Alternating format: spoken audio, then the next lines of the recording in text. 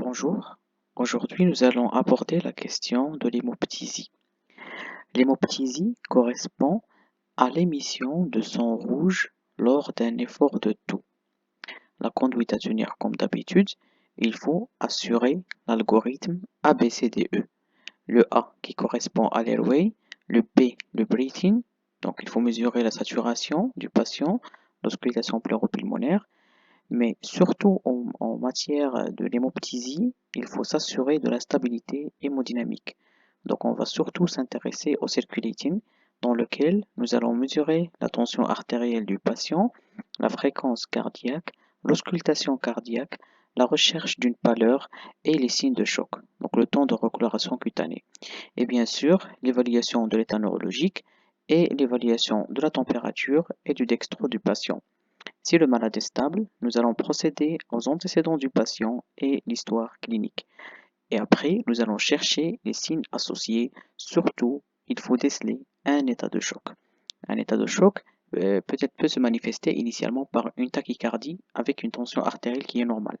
Donc un patient qui a une tachycardie et qui présente une hémoptysie, il faut craindre un état de choc débutant. Il faut le mettre en condition, le remplissage, l'acide tranexamique et bien sûr la cure de la cause. Nous allons demander un bilan biologique, la numération formule à la recherche d'une hémoconcentration, à la recherche d'une anémie, à la recherche d'une thrombopénie.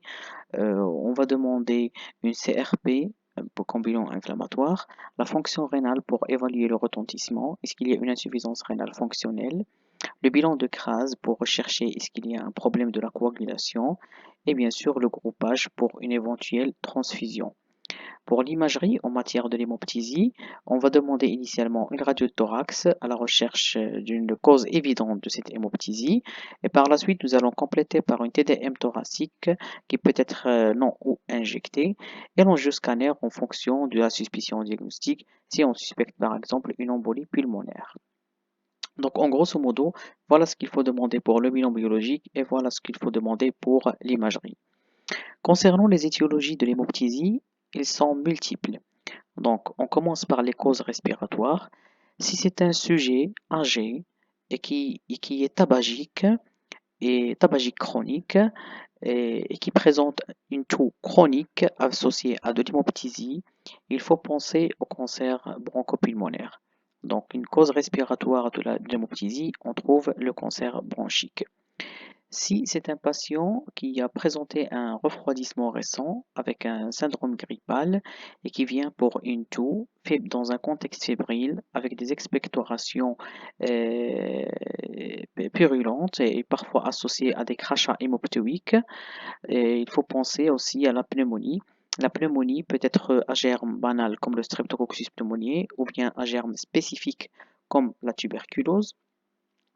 Si le patient présente un syndrome fébrile avec une vomique purulente et douleur thoracique et avec une fièvre qui est oscillante, il faut penser à l'abcès pulmonaire. Donc l'abcès pulmonaire qu'on va déceler à la radiothorax par une image cavitaire avec des niveaux avec un pneumokyste, c'est-à-dire il y a de l'air et il y a de l'épanchement avec un niveau. Donc dans ce cas-là, on doit penser à l'abcès.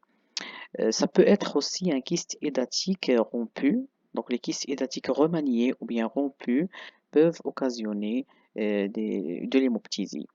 Il y a aussi l'ADDB ou bien la bronchectasie. L'ADDB ou bien la dilatation de bronche, ça donne surtout donc, des expectorations matinales, donc une vomique matinale et oui, surtout de la purulence avec augmentation de la purulence, surtout chez les patients qui ont des antécédents, par exemple de la mucoviscidose ou bien le tabagisme.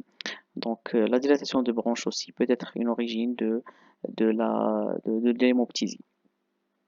Les autres causes, on trouve les causes cardiaques comme l'OAP qui donne des expectorations roses saumonées. Donc l'OAP, déjà à la clinique, on trouve qu'il y a des crépitants à l'auscultation. Et l'embolie pulmonaire aussi, il peut donner des hémoptysies.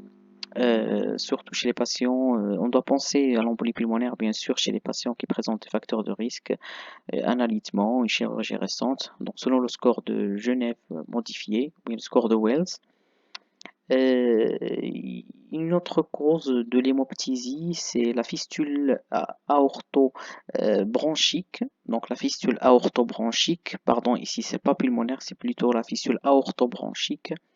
C'est lorsqu'il y a un anévrisme de l'aorte qui est rompu dans la branche, il va donner une, une hémoptysie. Pour les autres causes, il y a les causes médicamenteuses, comme les patients qui sont sous AVK et mal observants. Donc, on peut avoir l'accident aux AVK. Les causes traumatiques, on trouve le trauma thoracique pénétrant, il peut donner de l'hémoptysie, ou bien le blind trauma, c'est-à-dire qu'il y a un effet blast, c'est-à-dire qu'il y a un effet, qu'il y a une onde de choc qui va traverser les différentes structures du médiastin et qui va causer par la suite de l'hémoptysie par des lésions du médiastin. Pour les autres causes, on trouve le syndrome de Goodpasture ou bien le syndrome pneumorénal, qui est une glomérulonéphrite extracapillaire associée à une atteinte pulmonaire. C'est le Goodpasture qui se manifeste par de l'insuffisance rénale associée à l'hémoptysie ou bien l'hémorragie alvéolaire. Il y a aussi la granulomatose associée à la polyangéite ou bien la granulomatose de Wegener. C'est une lésion granulomateuse qui se manifeste à la radiothorax par une image cavitaire et qui va donner de l'hémoptysie. C'est une maladie du système. Voilà.